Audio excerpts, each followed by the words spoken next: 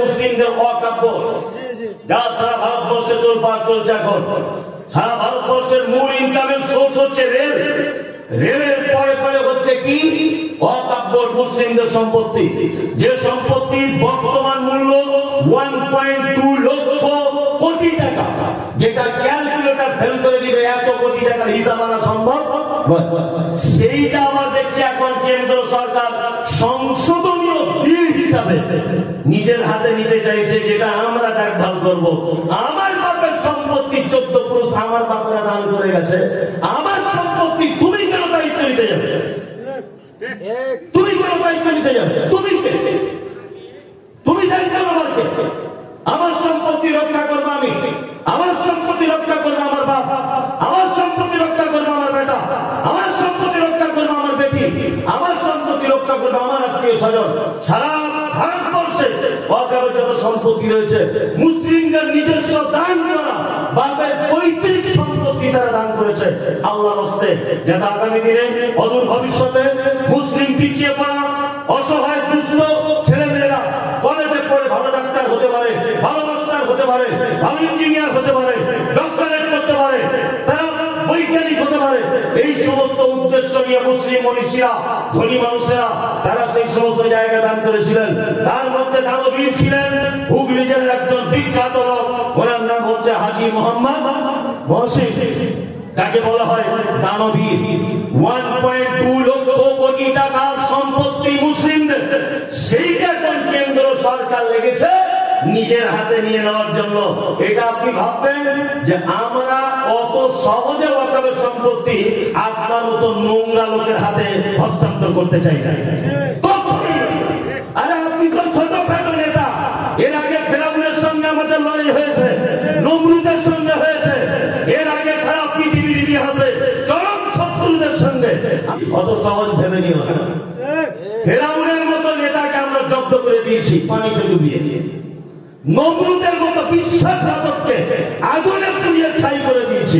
আমরা সেই জাতি। অত সহজ ভেবে নিও না, ক্ষমতার অপব্যবহার করিও না। মানুষ ভালোবেসে তোমাকে ক্ষমতা দিয়েছে, অপব্যবহার করিও না। আল্লাহ সুবহানাহু ওয়া তাআলার ক্ষমতা এত চরম পর্যায়ের ক্ষমতা। আল্লাহ তাআলা বলছেন ফিয়াদিহিল মুলক, সারা পৃথিবীতে যত ক্ষমতা রয়েছে, যত ক্ষমতার উৎস রয়েছে, জাতি পার্টি কংগ্রেস নেতা যত যা কিছু আছে, এদের ক্ষমতা থাকতে পারে 2, 4 দিন, 5 বছরের জন্য, কিন্তু আমি আল্লাহ সুবহানাহু ওয়া তাআলা আমার ক্ষমতা চিরঞ্জীব, কিয়ামত পর্যন্ত, তারপরে পর্যন্ত আমার ক্ষমতা একভাবে থাকবে। আমার ক্ষমতা ছিনিয়ে নেওয়ার কারো অধিকার আছে? ক্ষমতার যদি অপব্যবহার করো, অন্তত পক্ষে বাংলাদেশকে নিয়ে তো শিক্ষাটা নিবে, রাতের বেলা পালাতে রাস্তা পেল না। ক্ষমতার যদি অপব্যবহার করো, রাতের বেলা পালিয়ে যেতে হবে, রাস্তা খুঁজে পাবে। ওই জন্য ক্ষমতার অপব্যবহার করবেন না। ক্ষমতার মালিক কে? কে? আল্লাহ সুবহানাহু ওয়া তাআলা। কি বললাম বুঝলেন? নাম দিয়েছে সংখ্যালঘু, নাম দিয়েছে কি সংখ্যালঘু। মুসলিম ছাড়া আর কাউকে সংখ্যালঘু বলে ডাকা হয়? হয় জানেন? জানেন না? ভারতবর্ষের প্রথম রয়েছে হিন্দু ভাইরা, ভাই বলে সম্বোধন করছি। দ্বিতীয় পর্যায়ে কারা? কারা?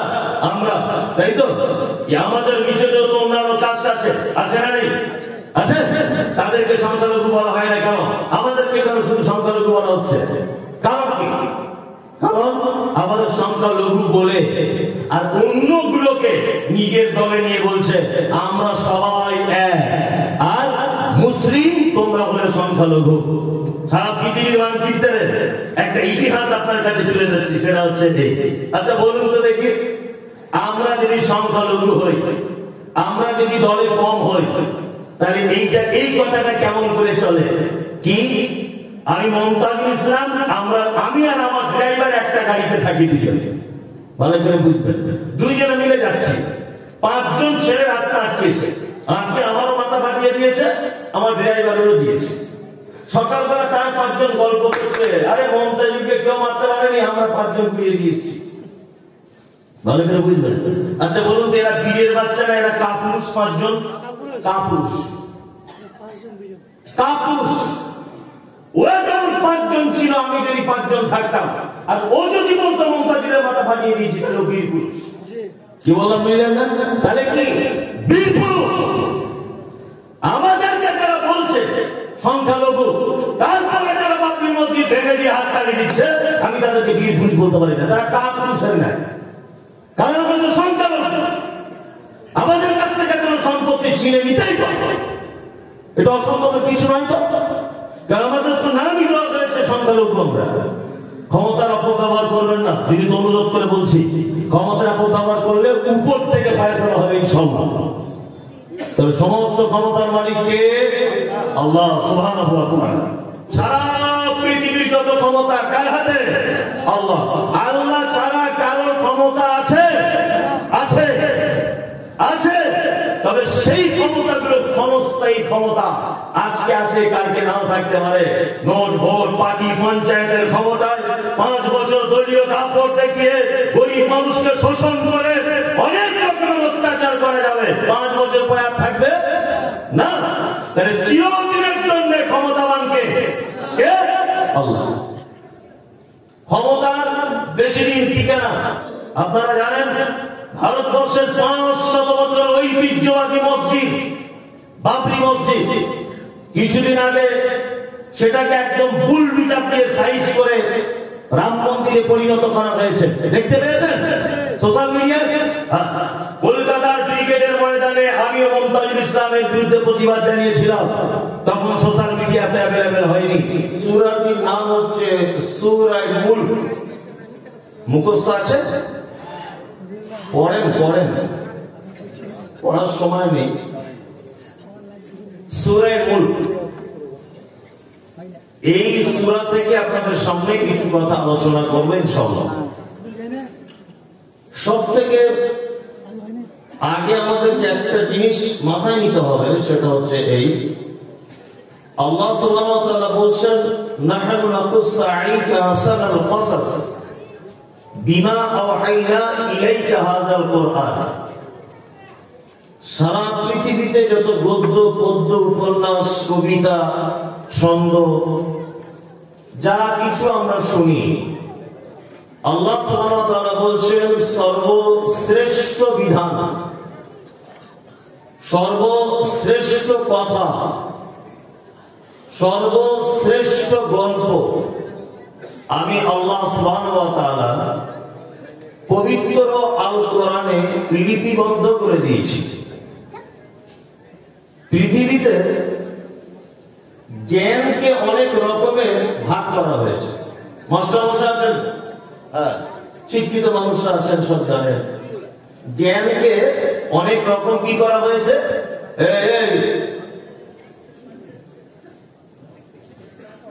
জ্ঞানকে অনেক রকম কি করা হয়েছে, ভাগ করা হয়েছে। ওই জন্য দেখবেন স্কুলে যখন আমাদের শিক্ষক নিয়োগ করা হয়, দেখবেন কেউ ভূগোলের মাস্টার, কেউ বিজ্ঞানের মাস্টার, কেউ অঙ্কের মাস্টার, কেউ ইংরেজির মাস্টার, কেউ বাংলার মাস্টার। ভাগ করা থাকে কি থাকে না? থাকে। তার মানে কোন মানুষের পক্ষে সমস্ত জ্ঞান অধ্যয়ন করা সম্ভব নয়। আর সারা পৃথিবীতে এমন কোন একটি বই নেই যে বইটা একটা মানুষ পড়লে তার আর অন্য কোন বই পড়ে জ্ঞান অর্জন করতে হবে না, তার জ্ঞানের পরিপূর্ণতা লাভ হয়ে যাবে। পৃথিবীতে এরকম কোন বই নেই, অসম্ভব। পৃথিবীতে একটি মাত্র কিতাব আছে। কিতাবটি কি? তার নাম আল কোরআন। আপনি যদি একটা চোখের ডাক্তারকে যদি বলেন যে আমার স্ত্রী প্রেগনেন্ট, তাকে এখনই সিজার করতে হবে, আচ্ছা বলুন তো একজন চক্ষু বিশেষজ্ঞ তিনি যদি সিজার করেন, করতে পারবেন কি পারবেন না? পারবেন না। যদি করে ভুল হয়ে যায় আইনের আওতায় তিনি একজন আসামি। কারণ তুমি চোখের অপারেশন করতে পারো, পেটে ডিপার্টমেন্টে তোমার সার্টিফিকেট নেই, আর তুমি সে জ্ঞান রাখো না। আমাদের কাছে এমন একটি কিতাব এসেছে তিবিয়ানান লিকুল্লি শাই। আল্লাহ সুবহানাহু ওয়া তাআলা বলেন পৃথিবীর এমন একটি বিষয় নেই, এক কথা একটা মানুষের জ্ঞানের পরিপূর্ণতার জন্য এমন কোন জ্ঞান অন্য কোন কিতাব থেকে ধার করতে হবে এইরকম কোন সিস্টেম ছাড়াই আমি একটা পরিপূর্ণ কিতাব তোমাদেরকে দিয়েছি, তার নাম আল কোরআন।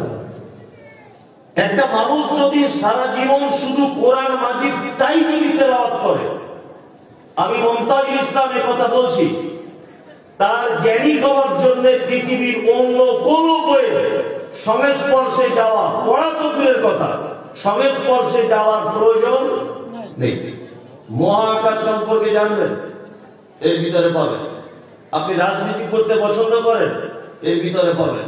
পারিবারিক জীবন সম্পর্কে জানতে চান, এর ভিতরে পাবেন। চিকিৎসার ব্যাপারে জানতে চান, এর ভিতরে পাবেন। ছেলে মেয়ে বেশি হয়েছে, জমি অল্প ভাগ করবেন, এর ভিতরে পাবেন। কি বলো বুঝলেন না? সমস্ত কিছু কমপ্লিট করে দেওয়া হয়েছে পবিত্র আল কোরআন দিয়ে, তাই না? আর আল্লাহ সুবহানাহু ওয়া তাআলা বলেন কোরআনের থেকে শ্রেষ্ঠ কথা আর এর ভিতরে লিপিবদ্ধ শ্রেষ্ঠ গল্প আর পৃথিবীর দ্বিতীয় কোন জায়গায় খুঁজে পাওয়া যাবে না। অবাক হয়, আমি মাঝে সাঝে একটু বিস্ময় অভিভূত হই, অবাক হই যে আল্লাহ সুবহানাহু ওয়া তাআলা কত চমৎকার করে যে কোরআন মাজিদ সাজিয়েছেন, পৃথিবীর কারো ক্ষমতা নেই। শুধু এর বিচার ব্যবস্থাটা দেখুন। আমি একটা ছোট্ট কথা বলে বিষয়ের দিকে আগাম। আমার আগে যিনি বক্তব্য রাখছিলেন উনি বলছিলেন যে ইসলামে নারীর অধিকার, বলছিলেন না, নারীর মর্যাদা, মেয়েদেরকে নিয়ে অনেক কথা বলছিলেন, আমি সব শুনেছি, এক লাইনও বাদ দিই। ঘরে বসে বসে সব শুনেছি, বাথরুমে গেছি তবুও শুনছি যে কি বলছি। শুনতে শুনতে উনি এক জায়গায় একটা কথা বলছিলেন, আমি ভুল না ঠিক এটা বলতেছি, আমি কথাটাকে তুলে ধরছি যে মহিলা আর পুরুষের মর্যাদার ব্যাপারে একটু ডিফারেন্স রয়েছে, রয়েছে না? বাস্তবই রয়েছে। ইসলামী নারীর মর্যাদা সম্পর্কে কথা বলতে গেলে অনেক মুসলিম বুদ্ধিমতী নারীরা প্রশ্ন তুলতে পারে। কি প্রশ্ন? বাপের সম্পত্তিতে একটা পুরুষ কতটা অংশ পায়? কতটা? কতটা? আমি বলছি আপনার বাপের 3 বিঘা জমি আছে, ভালো করে বুঝবেন। আচ্ছা বলুন তো 3 বিঘার ভিতরে আপনারা এক ভাই এক বোন, ভাই কত পাবে? 2 বিঘা। 2 বিঘা। আর বোন 1 বিঘা। একজন মহিলা আমাকে অনেকবার প্রশ্ন করেছেন, অনেকজন, হুজুর এটা কেমন করে? আপনারা যে বলছেন নারীদের মর্যাদা বেশি, কিন্তু বাপের সম্পত্তিতে মহিলা পাচ্ছে 1%, পুরুষ পাচ্ছে 2%, এটা কেমন? এটা আল্লাহ সুবহানাহু ওয়া তাআলা কি আমাদেরকে একটু ঠকিয়ে দেননি? একটু সামান্য ঠকিয়েছে। আল্লাহু আকবার। চিন্তা ভাবনা করে দেখলাম আল্লাহ ঠকানো তো দূরের কথা, এমন লজিক, এমন তথ্য এর ভিতরে দিয়েছে যেটা শুনলে আপনি অবাক হবেন। আচ্ছা আমি আমার বাপের সম্পত্তি পেলাম 2 বিঘা, 3 বিঘা জমি, আমার বোন পেল কতটা? 1 বিঘা। এবার আমি যে মেয়েটাকে বিবাহ করেছি ও তার বাপের সম্পত্তি পেয়েছে কয় বিঘা? 1 বিঘা। তাহলে আমার টোটাল হলো কয় বিঘা? 3 বিঘা, তাই তো? এবার আমার বোন যাকে বিয়ে করেছে, আমার দুলা ভাই, সে পেয়েছে তার বাপের 2 ভাগ। কি বললাম বুঝলেন? আর আমার বোন আমার কাছ থেকে পাচ্ছে কয় ভাগ? 1 ভাগ। তাহলে ও 3 ভাগ, আমিও 3 ভাগ। আল্লাহ কোন জায়গায়। এরপরে আরেকটা তথ্য আপনাকে বলি, দেখবেন। আচ্ছা বাপের কুটুম, বাপের কুটুম, পুরাতন কুটুম কার বাড়িতে বেশি আসে? মেয়ের বাড়িতে যায় না বেটার বাড়িতে আসে? ভাইয়ের বাড়িতে আসে, ভাইয়ের বাড়িতে। মায়ের যত কুটুম ভাইয়ের বাড়িতে আসে, তাই না? আচ্ছা আপনার বোন কোন ক্রমে তালাক প্রাপ্ত হলো, তালাক হয়ে গেছে, ডিভোর্স হয়েছে কোনো কারণে, আচ্ছা বলুন তো ওই বোনটা ফেরত এসে থাকবে কোথায়? ভাইয়ের বাড়ি, তাই না? তার মানে ভাইয়ের একটা ভাগ বেশি দেওয়ার কারণ হচ্ছে তুমি যদি সমান সমান নিতে, আর বাই চান্স তোমার গাড়ি যদি পাল্টি করতো, অর্থাৎ তুমি যদি তালাক প্রাপ্ত হতে, তাহলে তুমি ভাইয়ের কাছে আশ্রয় চাইলে কিয়ামত পর্যন্ত পেতে না, কখনো পেতে না। কত সুন্দর যে জীবন ব্যবস্থা। ওই জন্য এইটাকে সবসময় বেশি বেশি করে তেলাওয়াত করার চেষ্টা করবে ইনশাআল্লাহ। আর একটা চমৎকার কথা বলে তারপর বক্তব্য শুরু করব। আচ্ছা, আমরা যখন নামাজ শুরু করি, তখন আমরা কি বলে শুরু করি? আল্লাহু আকবার, তাই তো? আল্লাহ মহান, এটা বলে শুরু করি না? শুরু করি। আচ্ছা, যখন আমরা ইফতারি করি কি বলে করি? বিসমিল্লাহ। যখন পানি পান করি কি বলে করি? বিসমিল্লাহ। যখন হজে যায়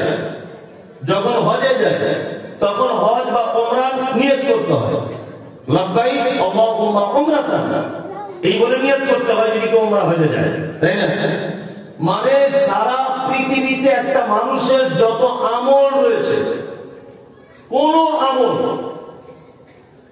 বিসমিল্লাহির রহমানির রহিম দিয়ে শুরু করতে হয় না।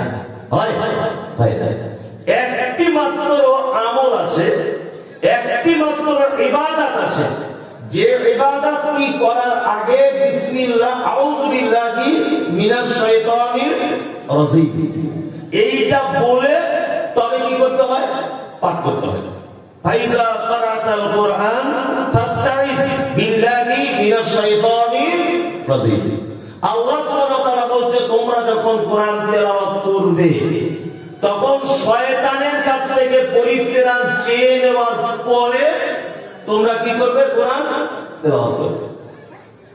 তার মানে আমাদের জীবনের শয়তানের যত শত্রু আমাদের উপরে করে, শয়তান সব থেকে বেশি আক্রমণ করে একটা মানুষ যখন কোরআন তেলাওয়াত করতে যায়, তার আগে কি করে তাকে তেলাওয়াত থেকে বঞ্চিত করা যায়, এই ব্যাপারটা সব থেকে বেশি মনোযোগী হয় কে? শয়তান। কি বললাম বুঝলেন? সব থেকে বেশি। এর একটা অনেক কারণ আছে, এর একটা দুটো কারণ বলি। আদম আলাইহিস সালামকে যখন আল্লাহ সুবহানাহু ওয়া তাআলা তৈরি করলেন, তৈরি করার পরে আদমকে জান্নাতের ভিতরে রাখলেন। জান্নাতের ভিতরে রাখার পরে তার বাম দিকের পাঁজরের উপরের সাইডের হাড্ডি থেকে বানালেন তার স্ত্রী হাওয়া আলাইহিস সালামকে। দুইজনকে বললেন তোমরা জান্নাতের ভিতরে থাকো। দুইজনকে কি বললেন? জান্নাতের ভিতরে থাকো। দুইজন জান্নাতের ভিতরে আছে।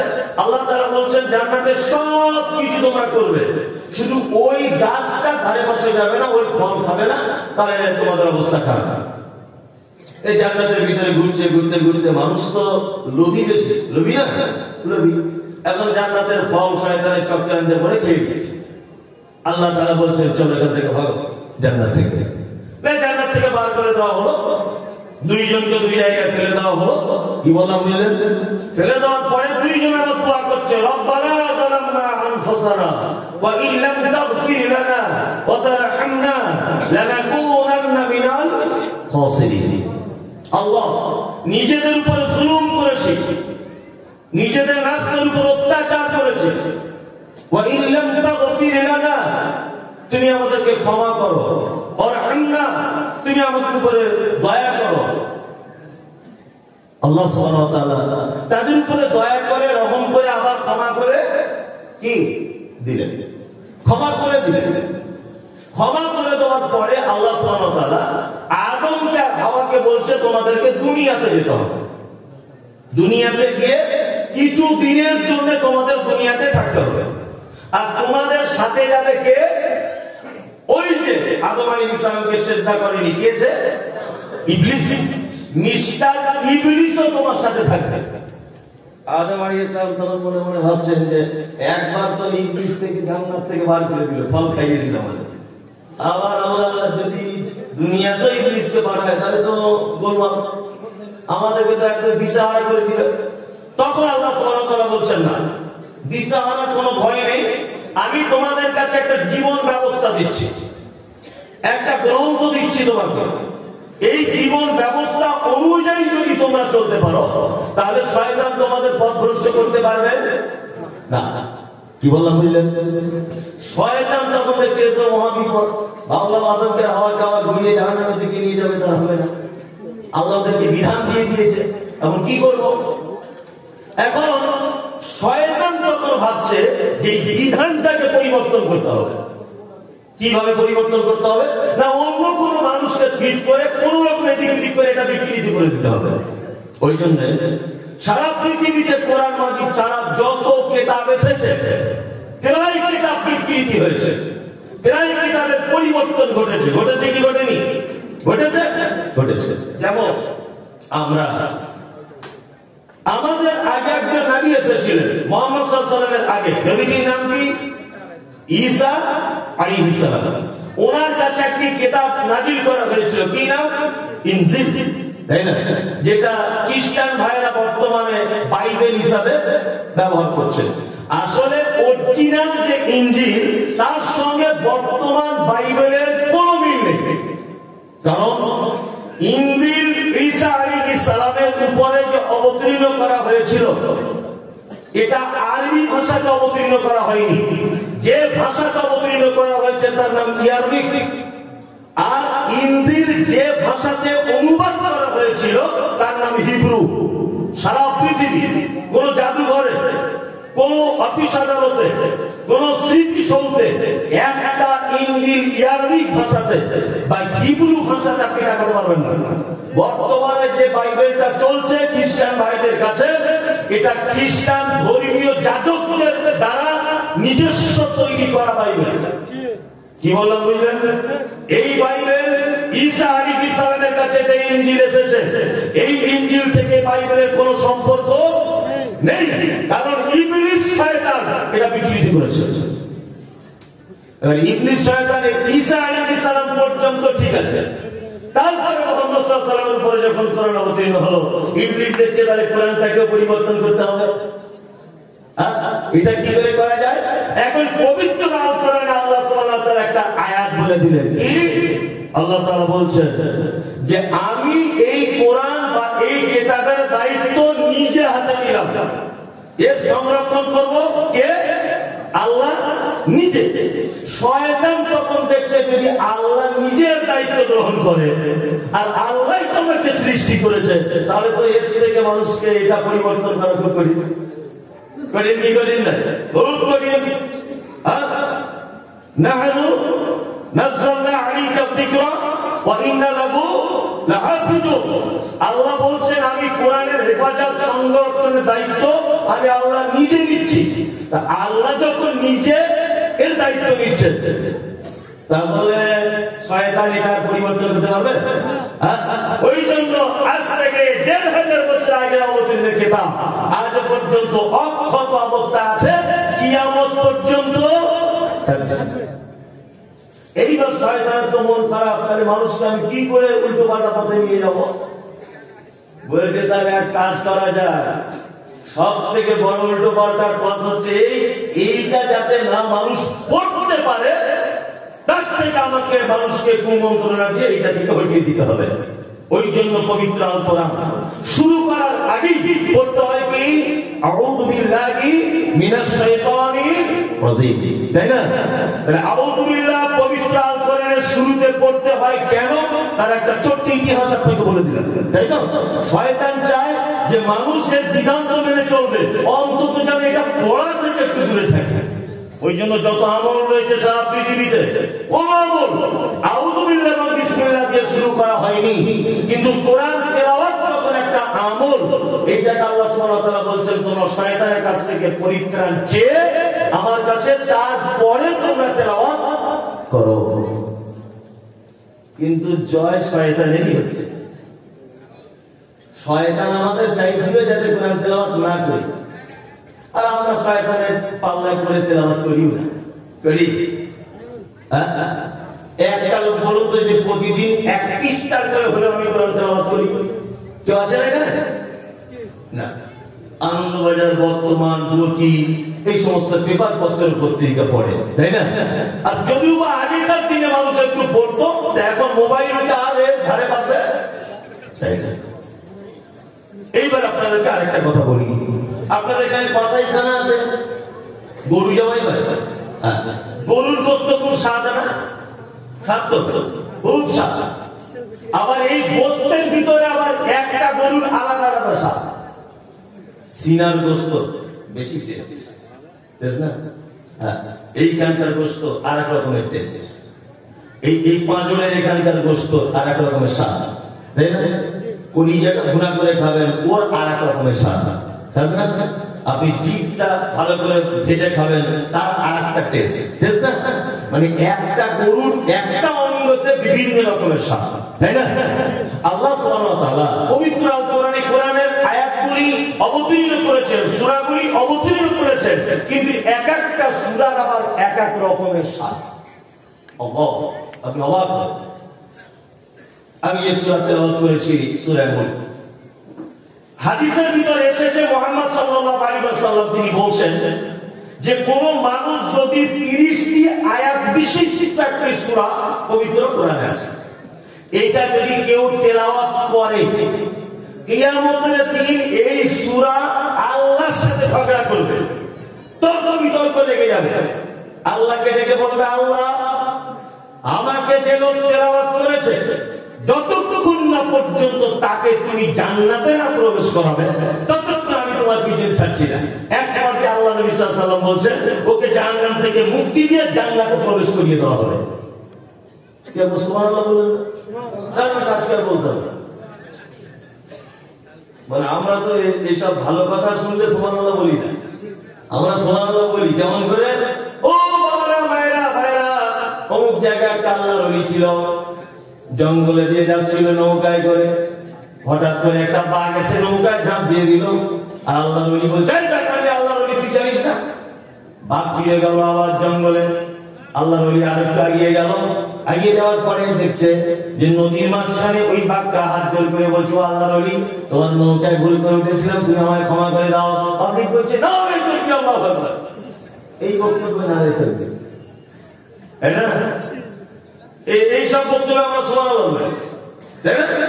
অথচ আমি এত বড় একটা কথা আল্লাহ রাসূলের বললাম, মানুষ স্বতঃস্ফূর্ত ভাবে একবার সুবহানাল্লাহ, আল্লাহর প্রশংসা, আল্লাহর তাসবিহ বর্ণনা করতে পারবে না। তাহলে এই সূরা যদি কেউ তেলাওয়াত করে, তার শেষ পজিশন থাকার জায়গা কোথায়? জান্নাত, তাই না?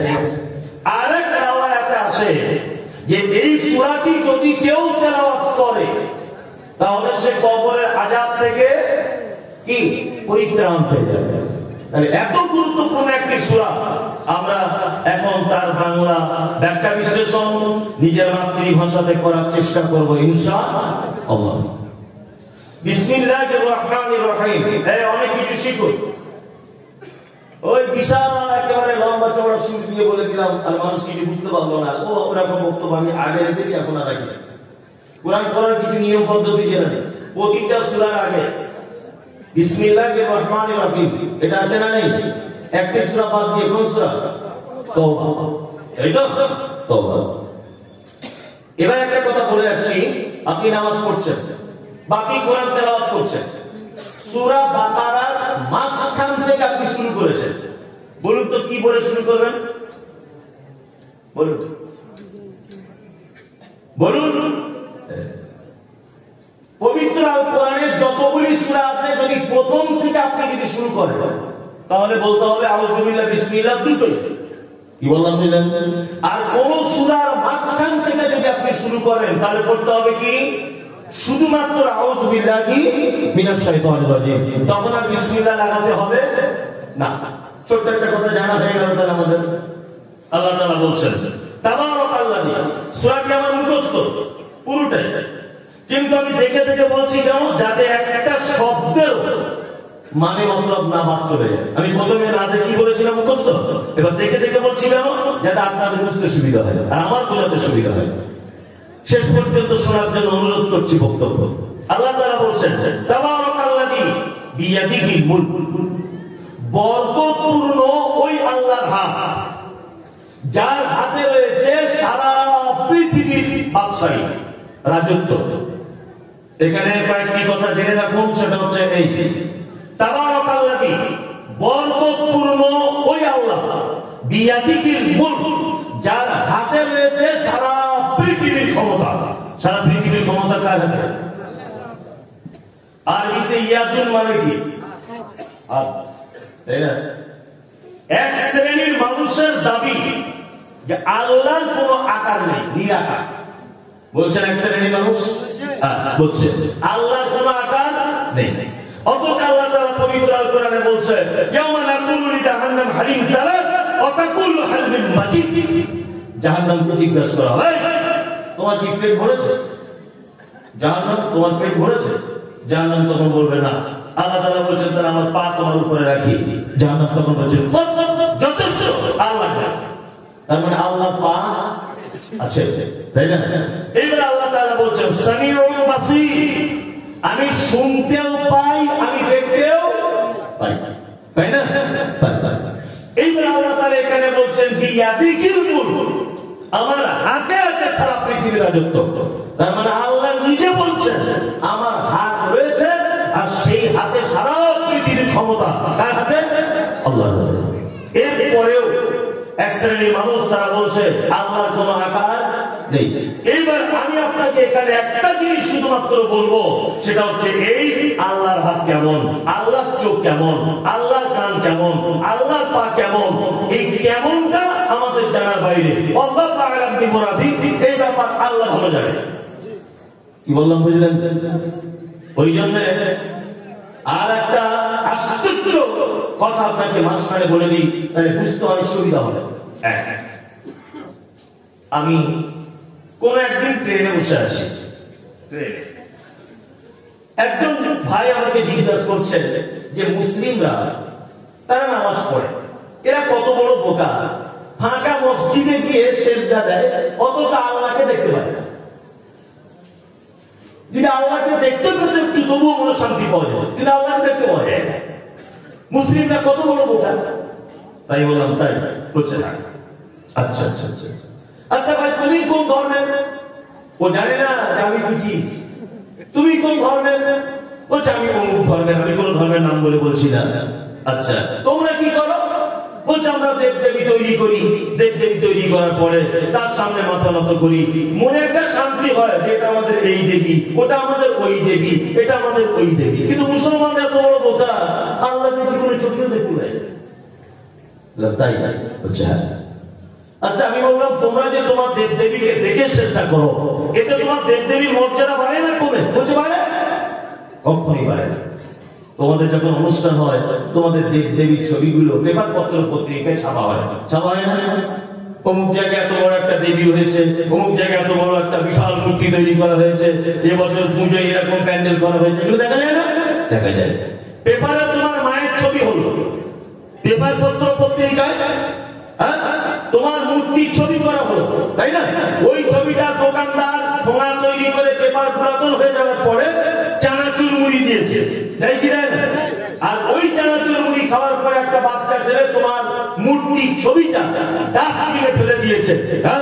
আরে বলো, তোমার মায়ের মূর্তি যদি ডাস্টবিনে ফেলে দেওয়া হয়, তোমার মায়ের মর্যাদা বাড়ে না কমে? কমে। আল্লাহ তাআলা বলছেন, কি বলছেন? যে আমার প্রতি যারা বিশ্বাস রাখে, আমাকে না দেখে বরং না দেখলে তার প্রতি ভক্তি শ্রদ্ধা বেশি হয়। বেশি হয় না কম হয়? বেশি হয়। আর দেখে যদি আপনি ফেলেন, তার প্রতি আপনার অনেক অভিযোগ চলে আসে। আপনি একটা মেয়ের সঙ্গে ফোনে কথা বলেন, আমি বাস্তববাদী লোক তো, একটা মেয়ের সঙ্গে ফোনে কথা বলেন, 2 বছর বলছেন কেমন আছে তুমি, তোমার ছাড়া বাঁচবো না, তুমি আমার জান, তুমি আমার প্রাণ, তুমি আমার অক্সিজেন, আই লাভ ইউ, হাবি জাবি, সব কিছু চলছে। আর 2 বছর যাবত চলছে। এখন বড় মোবাইল নাই, 2 জনেরই স্ত্রী চলা মোবাইল, ভালো করে বুঝবে। দাঁত বার করে শুধু হাসতে হবে না, এটা অনেক শিক্ষা আছে। ভালো, তার দুজনে একদিন কথা হচ্ছে, আচ্ছা তোমার সঙ্গে তো 2 বছর কথা হচ্ছে, তোমার একবার দেখতে আমার কি ইচ্ছা হচ্ছে। এত দুজনা দুজনকে ভালোবেসে ফেলেছে, মানে বাথরুমে গেলেও ফোন, খেতে গেলেও ফোন, রাতে তো ঘুমায় না, শুধু বলছি বলো, শুধু বলছি বলো, সারা দিন রাত চলছে। দুজনা ফিট করলেন, একদিন ওই মাওলায় দেখা করলেন। তো মেয়েটা বলছে তোমাকে আমি কোনোদিন দেখিনি, তুই কি করে আসবে? তা বলছে আমি জিন্স প্যান্ট পরে যাবো, একটা খুব সুন্দর একটা মানে হাতা ভর গেঞ্জি, হাতে একটা টাইটান ফ্রি থাকবে, আর আমার চুলটা থেকে সামনের দিকে হালকা লাল করা আছে, বুঝতে পেরেছেন আমি সেই তোমার রাজা। আর মেয়েটা তখন বলছে তাহলে এক কাজ করো, আমি একটা লাল ওড়না নিয়ে থাকবো, আর আমি একটা বোরকা পরে যাবো, লোক বুঝতে পেরে যাবে। আর বোরকার পিছনে একটা লাল ফুল করা থাকবে, গোলাপ ফুল, তুমি এইটা ডিজাইন দেখে বুঝতে পেরে যাবে আমি সেই রানী। দুজনে গেলে দেখা করতে মামলায় 2 বছর পরে। দেখা করতে যাওয়ার পরে ছেলেটা খুব চালাক, মেয়েদের যতই বুদ্ধি হোক ছেলেদের কাছে বুদ্ধি খাটাতে পারবে না। ছেলেটা তখন বলছে যে জান তুমি একবার বোরকার মুখটা খোলো তো, তোমায় দেখতে পাচ্ছি আমি ঠিক বুঝতে পারছি না। ও তখন মুখটা খুলেছে 20 হাত জুড়ে, এ ওকে দেখতে পাচ্ছে না, ওকে দেখতে পাচ্ছে না। 20 হাত জুড়ে মুখটা যখন খুলেছে তখন ছেলেটা দেখতে পাচ্ছে মেয়েটা আলকাতরার মতো কালার। আচ্ছা বলুন তো এতদিন যে সোনা ময়না চাঁদ হীরা মণি মুক্তা আই লাভ ইউ তোমার ছাড়া বাঁচবো না, যদি দেখে আলকাতরার মতো কালার, আর ও ফোনের সুইচ অফ করে দিবে কি দিবে? সিমটাই পরিবর্তন করে দিবে। তোকে না দেখেছিলাম ভালো, দেখে প্রাণ জ্বলে গেল, তাই না? ব্যাপার এই দেখো, আপনি আল্লাহকে দেখতে পাচ্ছেন, যদি আপনি স্রষ্টাকে যদি একবার দেখে যদি নিতেন তাহলে স্রষ্টার ব্যাপারে আপনার অনেক কটু মন্তব্য থাকতো, অবশ্যই থাকতো। আল্লাহ নাকটা দিয়ে এরকম না হয়ে এরকম হতো, আর দেখতে ভালো লাগতো। আল্লাহ হাতটা দিয়ে এরকম হতো, দেখতে ভালো লাগতো। এগুলো মনে হতো কি হতো না? হতো। তাতে করে মানুষের ইমান ভাবতো না, ইমান কমতো। কোনটা কমতো? তার মানে ছোট একটা ধারণা আমরা পেয়ে গেলাম যে আল্লাহর আকার কি আছে, তাই না? আল্লাহ বলছেন বিয়াদিহিল মুলক, সারা পৃথিবীর যত ক্ষমতা কার হাতে?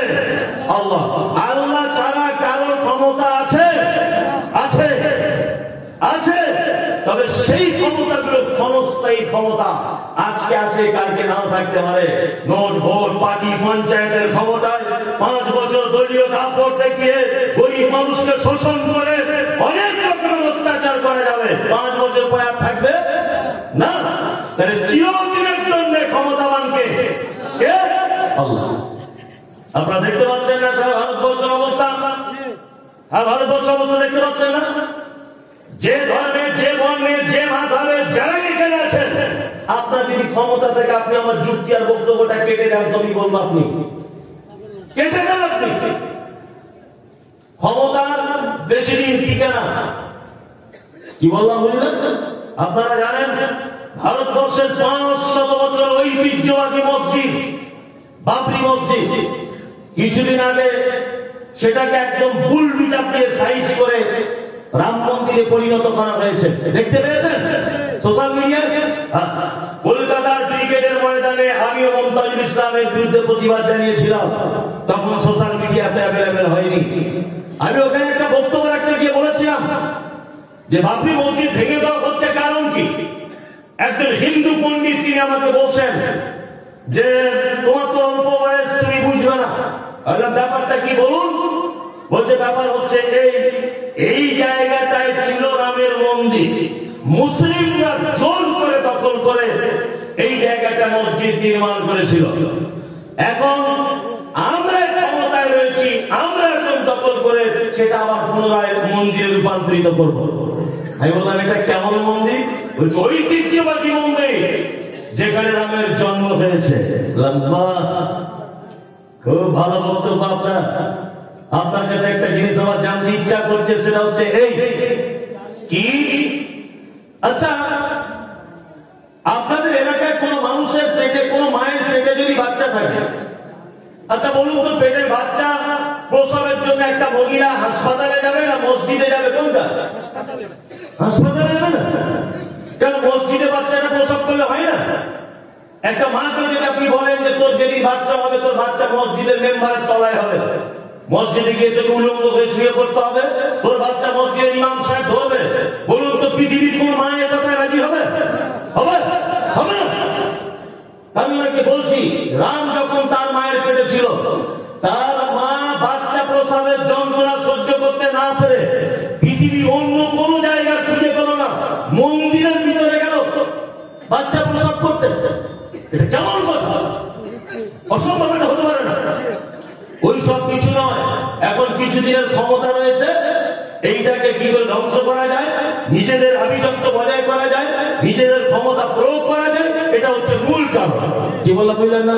এইটা হয়ে গেল। তারপরে এখন রিসেন্ট আপনারা জানেন যে সারা ভারতবর্ষের দ্বিতীয় বৃহত্তম ইনকামের সোর্স হচ্ছে মুসলিমদের ওয়াকফ বোর্ড, যা সারা ভারতবর্ষে তোলপাড় চলছে। এখন সারা ভারতবর্ষের মূল ইনকামের সোর্স হচ্ছে রেল, রেলের পরে পরে হচ্ছে কি ওয়াকফ বোর্ড, মুসলিমদের সম্পত্তি, যে সম্পত্তির বর্তমান মূল্য 1.2 লক্ষ কোটি টাকা, যেটা ক্যালকুলেটর ফেল করে দিবে এত কোটি টাকার হিসাব আনা সম্ভব।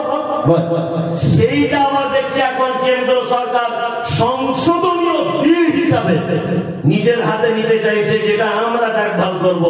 আমার বাপের সম্পত্তি 14 পুরুষ আমার বাপরা দান করে গেছে, আমার সম্পত্তি তুমি কেন দায়িত্ব নিতে যাবে? তুমি কেন দায়িত্ব নিতে যাবে? তুমি দায়িত্ব নেবার কে? আমার সম্পত্তি রক্ষা করবো আমি, আমার সম্পত্তি রক্ষা করবো আমার বাপ, আমার সম্পত্তি রক্ষা করবো আমার বেটা, আমার সম্পত্তি রক্ষা করবো আমার বেটি, আমার সম্পত্তি রক্ষা করবো আমার আত্মীয় স্বজন। সারা ভারতবর্ষে ওয়াকফের যত সম্পত্তি রয়েছে, মুসলিমদের নিজস্ব দান করা বাপের পৈতৃক সম্পত্তি তারা দান করেছে আল্লাহর হস্তে, যাতে আগামী দিনে অদূর ভবিষ্যতে মুসলিম পিছিয়ে পড়া অসহায় দুস্থ ছেলেমেয়েরা কলেজে পড়ে ভালো ডাক্তার হতে পারে, ভালো মাস্টার হতে পারে, ভালো ইঞ্জিনিয়ার হতে পারে, ডক্টরেট করতে পারে, তারা বৈজ্ঞানিক হতে পারে। এই সমস্ত উদ্দেশ্য নিয়ে মুসলিম মনীষীরা, ধনী মানুষেরা তারা সেই সমস্ত জায়গা দান করেছিলেন। তার মধ্যে দানবীর ছিলেন হুগলি জেলার একজন বিখ্যাত লোক, ওনার নাম হচ্ছে হাজী মোহাম্মদ মহসিন, তাকে বলা হয় দানবীর।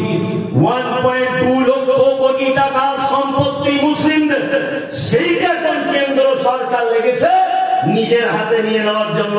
এটা আপনি ভাববেন যে আমরা অত সহজে ওয়াকফের সম্পত্তি আপনার মতো নোংরা লোকের হাতে হস্তান্তর করতে চাই না।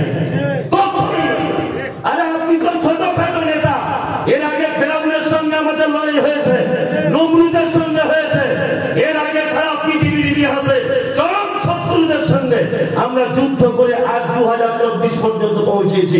অত সহজ ভেবে নিও না। ফেরাউনের মতো নেতাকে আমরা জব্দ করে দিয়েছি পানিতে ডুবিয়ে, নমরুদের মতো বিশ্বাসঘাতককে আগুনে পুড়িয়ে ছাই করে দিয়েছি। আমরা সেই জাতি, অত সহজ ভেবে নিও না, ক্ষমতার অপব্যবহার করিও না। মানুষ ভালোবেসে তোমাকে ক্ষমতা দিয়েছে, অপব্যবহার করিও না। আল্লাহ সুবহানাহু ওয়া তাআলার ক্ষমতা এত চরম পর্যায়ের ক্ষমতা। আল্লাহ তাআলা বলছেন ফিয়াদিল মুলক, সারা পৃথিবীতে যত ক্ষমতা রয়েছে, যত ক্ষমতার উৎস রয়েছে, জাতি পার্টি কংগ্রেস নেতা যত যা কিছু আছে, এদের ক্ষমতা থাকতে পারে 2, 4 দিন, 5 বছরের জন্য, কিন্তু আমি আল্লাহ সুবহানাহু ওয়া তাআলা আমার ক্ষমতা চিরঞ্জীব, কিয়ামত পর্যন্ত, তার উপরে পর্যন্ত আমার ক্ষমতা একভাবে থাকবে। আমার ক্ষমতা ছিনিয়ে নেওয়ার কারো অধিকার আছে? ক্ষমতার যদি অপব্যবহার করো, অন্তত পক্ষে বাংলাদেশকে নিয়ে তো শিক্ষাটা নিবে, রাতের বেলা পালাতে রাস্তা পেল না। ক্ষমতার যদি অপব্যবহার করো, রাতের বেলা পালিয়ে যেতে হবে, রাস্তা খুঁজে পাবে। ওই জন্য ক্ষমতার অপব্যবহার করবেন না। ক্ষমতার মালিক কে? কে? আল্লাহ সুবহানাহু ওয়া তাআলা। কি বললাম বুঝলেন? নাম দিয়েছে সংখ্যালঘু, নাম দিয়েছে কি সংখ্যালঘু। মুসলিম ছাড়া আর কাউকে সংখ্যালঘু বলে ডাকা হয়? হয় জানেন? জানেন না? ভারতবর্ষের প্রথম রয়েছে হিন্দু ভাইরা, ভাই বলে সম্বোধন করছি। দ্বিতীয় পর্যায়ে কারা? তারা আমরা, তাই তো? আমাদের নিচে তো অন্যান্য কাস্ট আছে, আছে না নেই? আছে। তাদেরকে সংখ্যালঘু বলা হয় না কেন? আমাদেরকে কেন শুধু সংখ্যালঘু বলা হচ্ছে? কারণ কি? কারণ আমাদের সংখ্যালঘু বলে আর অন্যগুলোকে নিজের দলে নিয়ে বলছে আমরা সবাই এক, আর মুসলিম তোমরা বলে সংখ্যালঘু। সারা পৃথিবীর মানচিত্রে একটা ইতিহাস আপনার কাছে তুলে যাচ্ছি, সেটা হচ্ছে এই। আচ্ছা বলুন তো দেখি, আমরা যদি সংখ্যালঘু হই, আমরা যদি দলে কম হই, তাহলে এই কথাটা কেমন করে চলে? কি আমি মমতাজুল ইসলাম, আমি আর আমার ড্রাইভার একটা গাড়িতে থাকি, দুজনে, ভালো করে বুঝবেন, দুইজনে মিলে যাচ্ছি। 5 জন ছেলে রাস্তা আটকিয়েছে, আমারও মাথা ফাটিয়ে দিয়েছে, আমার ড্রাইভারেরও দিয়েছে। সকালবেলা তারা 5 জন গল্প করছে, আরে মমতাজকে কেউ মারতে পারেনি, আমরা 5 জন পুড়িয়ে দিয়েছি। ভালো করে বুঝবেন। আচ্ছা বলুন তো, এরা বীরের বাচ্চা না, এরা কাপুরুষ? 5 জন কাপুরুষ, কাপুরুষ। ওরা যেমন 5 জন ছিল, আমি যদি 5 জন থাকতাম, আর ও যদি বলতো মমতাজের মাথা ফাটিয়ে দিয়েছি, তাহলে বীর পুরুষ। কি বললাম বুঝলেন না? তাহলে কি বীর পুরুষ? আমাদেরকে যারা বলছে সংখ্যালঘু, তারপরে যারা বাবরি মসজিদ ভেঙে দিয়ে হাত তালি দিচ্ছে, আমি তাদেরকে বীর পুরুষ বলতে পারি না। তারা কাপুরুষের না, কারণ আমাদের সংখ্যালঘু। আমাদের কাছ থেকে কোনো সম্পত্তি ছিনে নিতেই পারবে, এটা অসম্ভবের কিছু নয় তো।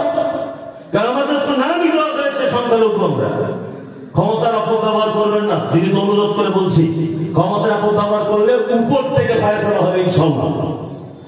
তবে সমস্ত ক্ষমতার মালিককে আল্লাহ সুবহানাহু ওয়া তাআলা, তাই না? এবার আল্লাহ তাআলা বলছেন অহুয়া আলা সমস্ত কিছুর মালিককে, বাদশাকে আল্লাহ।